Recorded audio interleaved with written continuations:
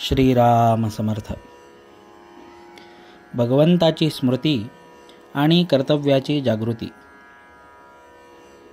प्रत्येक मनुष्य बोलताना मी आणि माझे अशा भाषेत बोलत असतो. म्हणजे प्रत्येक व्यक्तीला ह्या दोन्ही बाबतीत काही कर्तव्य असतात.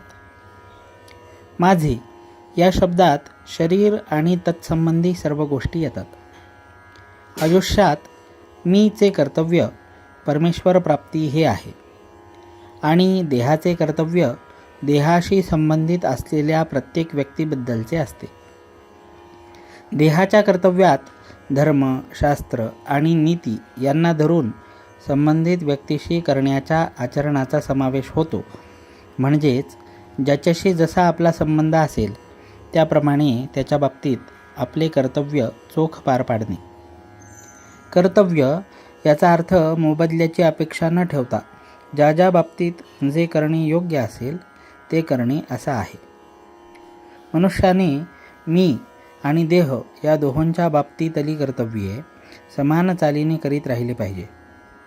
मीचे कर्तव्य करीन पण देहाने कसाही वागेन असे म्हणून चालणार नाही.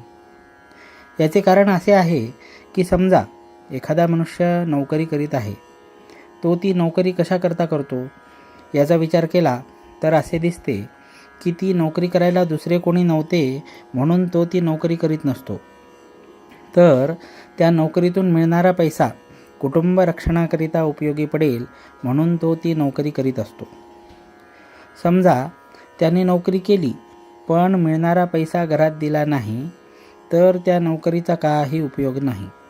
तसे मीचे कर्तव्य म्हणजे भगवंताचे अनुसंधान केले पण देहाचे कर्तव्य म्हणजे सदाचरण आणि संबंधित व्यक्तींशी असलेली कर्तव्ये न केली तर नोकरी करून पैसे घरी न दिल्यासारखे होईल. म्हणून प्रत्येक व्यक्तीने भगवंताची स्मृती आणि कर्तव्याची जागृती ठेवावी आणि या दृष्टीने आपले कुठे चुकते आहे याचा शोध दर वाढदिवसाच्या निमित्ताने घेऊन प्रत्येकाने आपली उन्नती करून घ्यावी.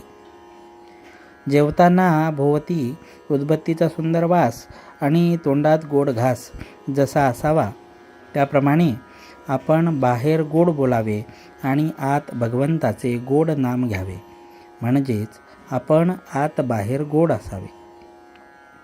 ज्याप्रमाणे एखादा गवई पुष्कळ ताना मारतो पण शेवटी समेवर येतो, त्याचप्रमाणे भगवंताजवळ लक्ष ठेवून मग आपण काहीही केले तरी हरकत नाही. समेला विसरून मात्र उपयोग नाही. इथे तबला वाजविणारा भगवंतच आहे म्हणून त्याचा ठेका बरोबर चालतो. ठेक्याप्रमाणे म्हणजे भगवंताच्या ठेक्याला अनुसरून म्हणजेच त्याच्या स्मरणात जो गवई गाईल तो बरोबर मार्गावर राहील आणि शेवटी समेवर येईल. फळाची अपेक्षा सोडून कर्म करणे याचे नाव कर्तव्य होय. जानकी जीवन स्मरण. जय जय राम.